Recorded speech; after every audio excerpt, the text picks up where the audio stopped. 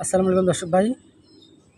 জীবনের কাঁটা চলতেই থাকে, ঘড়ির কাঁটা হঠাৎ করে বন্ধ হয়ে যায়। জীবন চলার পথে নানান বাধা ঝুঁকি ব্যতিক্রম করে চলতে হয়। তাই কখনো জীবনের কাঁটা, কখনো কোনো ডাক্তার, কবিরাজ, হেকিম, এমন কোনো পৃথিবীর কারো শক্তি নেই যে তাকে আটকে রাখে। সবার মাঝে একটি কথা, সবাইকে একটু ভালোবাসা দেবেন, কার সাথে কখনো দুর্ব্যবহার করবেন না। যেহেতু আমরা একজন মুসলমানের ঘরের সন্তান, মৃত্যুর স্বাদ সবাইকে গ্রহণ করতে হবে, পালাকুল মৌত সবার কাছে আসবে।